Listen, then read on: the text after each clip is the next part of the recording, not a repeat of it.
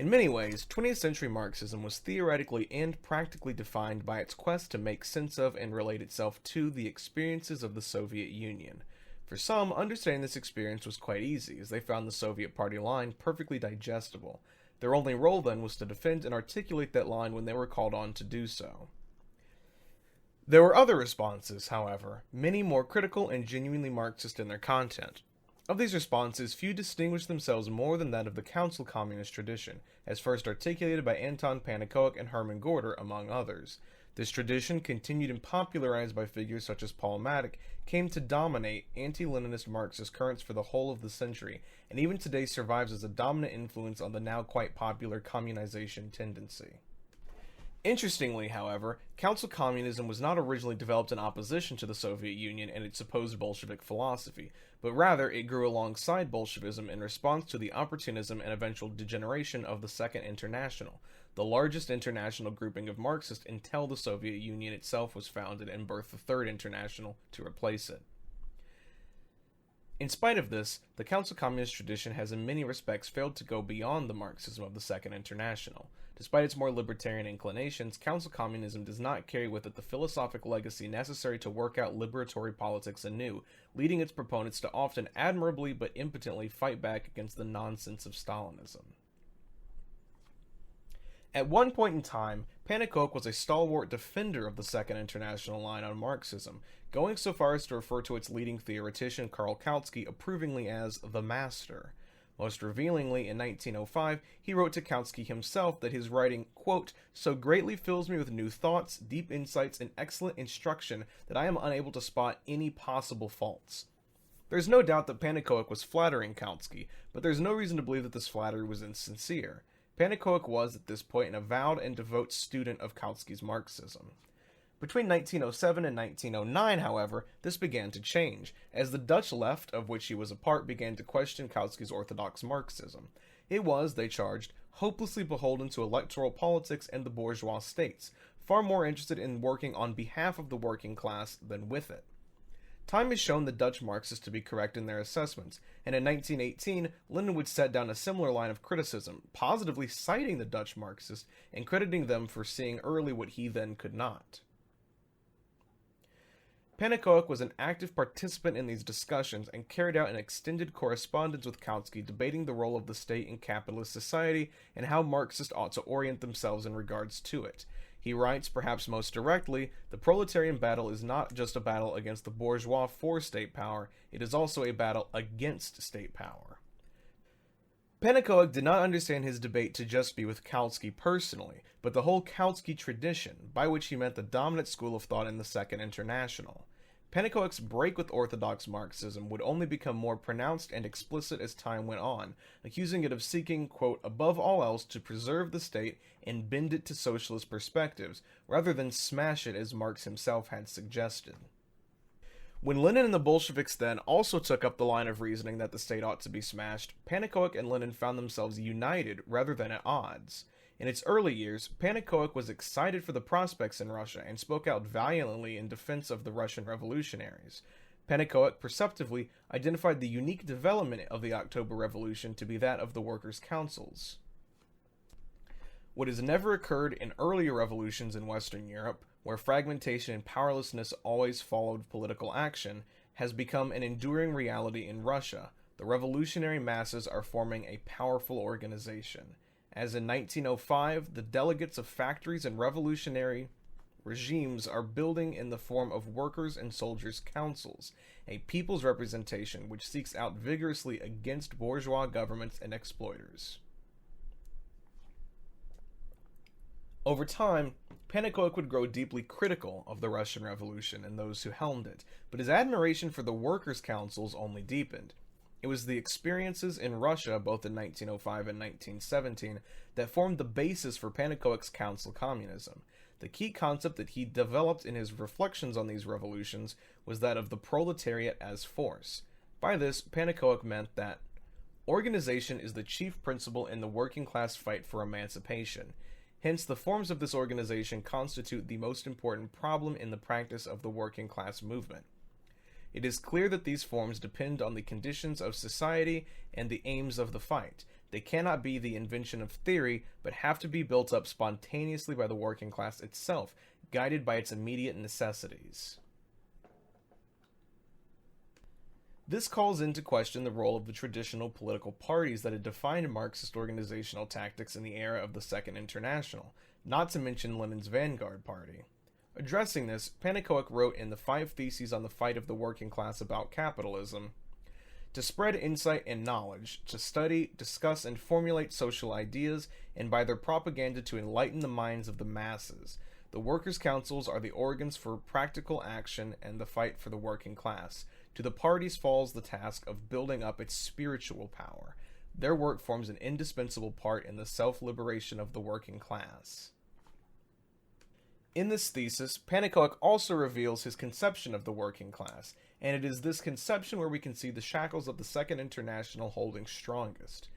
Pannekoek here holds on to and reflects in his understanding of organization the separation between mental and manual labor that typifies labor in capitalist society. Pannekoek's understanding of the proletariat at force precludes understanding their movement as reason. Despite his authentic appreciation for and devotion to democratic ideals, this democratic impulse did not extend to the realm of theory. The contradictions between the proletariat's spiritual immaturity, as evidenced by the strength of the bourgeois traditions within it, and the rapid collapse of the capitalist economy, can be resolved only through the process of revolutionary development. The spiritual maturity required to win power and freedom is inconceivable within the framework of a flourishing capitalism. This problem is one of developing the preconditions within the proletariat for a permanent class power. Pannekoek would return to such notions in 1928, writing that, quote, the power of the bourgeois stems essentially from the immaturity, the fears, the illusions of the proletariat, from the lack of proletarian class consciousness, clear vision of purpose, unity, and cohesion. One can't help but be reminded of George Lukács's writings on proletarian class consciousness. Ironic considering how opposed Lukács's Leninist loyalties and Pannekoek's council communism were. For each theorist, however, the impotence of the working class was fundamentally the result of misconception. Where Lukács created his now famous theory of reification to explain this mystification, Pannekoek was happy to rely on the traditional, somewhat misunderstood, Marxist theory of ideology. In both cases, however, the implications of this fact were the same. The goal of Marxists, they thought, was to clear up the mental fog preventing the working class from recognizing their power and the truth of the communist vision. The development of Marxism, then, was something quite safe and separate from intellectual involvement by the working class itself, since their relationship to Marxism was merely that of student to a teacher. Marx's critique of William Weitling, a topic I have covered in a video already, that his socialism assumed on the one side an inspired prophet and on the other only gaping asses, seems relevant. This understanding also led Pannekoek to mischaracterize the workers' councils in Russia. Even as he was perceptive enough to recognize their unique qualities, he made the mistake of universalizing them. They were not, for Pannekoek, a creative organizational form invented by the working class to serve its needs in one historic moment and situation, but were instead revealed to be the form of working class organization, something he assumed to hold true equally in all situations. The working class had then less created the workers' councils and more discovered them. Pannekoek's interest in workers' councils was also skewed, as he understood them predominantly in terms of tactics. The question of working class self-activity was secondary, important insofar only as strategy was concerned. It is for this reason that so many of his works bear the word tactics predominantly in their title. Revolution, too, was conceived along these lines. In 1987, while working on her forever unfinished book on the relationship between revolutionary organization and philosophy, Raya Dunayevskaya came across a 1953 letter by Pannekoek. In it, Pannekoek lays out what he believes to be the organizational responsibility of Marxists. He writes that although our task is essentially theoretical, to find and indicate through the study and discussion the best part of action for the working class, this should not be intended solely for the members of the group or party, but the masses of the working class. Perhaps nowhere else are the strengths and the limits of Pannekoek's thought put so clearly on display. Pannekoek is quite adamant that the conclusions of Marxist debate be made public, that ultimately the job of Marxists was to develop theory so that it may be handed to the working class. The working class, he said, must be enlightened by well-considered advice. There is to be no lying or manipulation of the working class. They must receive our honest opinion at all points, and we must work hard to ensure that opinion has been well thought out. That process, however, remains solely the task of Marxists. Dunivskaya noted insightfully that ultimately, Pannekoek's letter expressed the fundamental thought of all anti-vanguardist forms of Marxism. It is extremely important to consider it the ground for all other tendencies, be it various anti-Leninist groups like Maddox or even those within Marxist humanism who act as if the absolute opposites are party and spontaneity rather than party and dialectics of thought. The problem with councilless organization theory was that both party and mass are forms of organization sans philosophy, and we want organization inseparable from philosophy. Dunivskaya's point was not that vanguardism was correct. Rather, it was to draw attention to the fact that, ultimately, vanguardists and anti-vanguardists pivot along the same basic philosophical lines. The agency of the working class, when it does appear, does so only through the back door. It is not, as it was for Marx, the pivot on which his philosophy spins. While vanguardists and anti-vanguardists do differ in how they choose to deal with it, they both conceive of the working class in essentially the same anti-Marxist terms. Dunivskaya's own organization, the News and Letters Committee, was organized differently from both vanguardists and councillists, not merely for tactical or principled reasons, but on philosophic ground. In her 1958 book and party document, Marxism and Freedom, she writes, "So rich are the traditions of America, so uninhibited are the American workers by the preconceived notions of leaders, including those from their own labor ranks, that a new humanism is evolving. They have no labor party to lead or mislead them, and they have no awe of intellectuals like the French existentialists. That does not mean they reject theory. On the contrary, there is a movement from practice to theory that is literally begging for a movement from theory to practice to meet it. When those two finally do meet, and I have no doubt of their meeting, it cannot be anything short of a new humanism." In 2020, we can look back and see that perhaps Dunivskaya was overly optimistic. The meeting that she was so certain was on the horizon never materialized.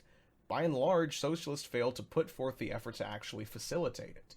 So content were Marxists with either limiting themselves to endless sect work or theoretically bankrupt mass parties that entire generations labored away while forging no connection to the laboring people. We cannot let ourselves be doomed to such a pathetic fate. As clearly as we can see the failures of the past, we ought to see equally clearly how often we ourselves squander the opportunities we're presented in the present. The vast majority of Marxist parties have been working hard to elect Bernie Sanders, their own candidates, or to plead with the working class to give up electoral politics altogether. Virtually without exceptions, Marxists to this day close themselves off from recognizing and working with the theoretical and organizational insights of the working class itself. We're walking down the very same path that led our ancestors nowhere. Kicked off by the Minneapolis riots, we are now seeing the largest political mass movement in American history. But despite its size, the media has already moved on, letting protesters hold their signs in the dark.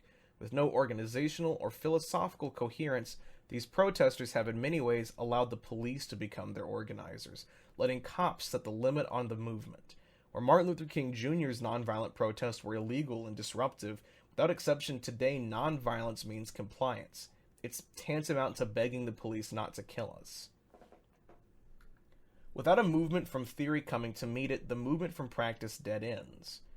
What have the various forms of spontaneity, councils, Soviets, committees, associations, communes achieved? And why, when they did come close to power, it wasn't the political organizations that didn't take them over so much as they themselves looked to be taken over? Mass movements lacking organizational coherence wither and allow themselves to be hijacked by the powers that be, while Marxists who close themselves off from the theoretical and organizational insights of the working class have no capacity to help construct that organizational coherence. The working class can't do this alone, but neither can Marxists expect to single-handedly reveal the truth to the working class, for them to simply meet us when they're ready. This is a lesson that we have to learn, or else we doom ourselves to be another example of failure for the future generations of revolutionaries to, hopefully, learn from. I'd like to take a moment now, of course, to thank my patrons. Blake557, Bongo Teeth Running, Cuck Philosophy, Erico Maliesta, Philippe Belgique, Jacques Graham, Lees, William Rowe, and another person who wishes to remain anonymous, but you know who you are.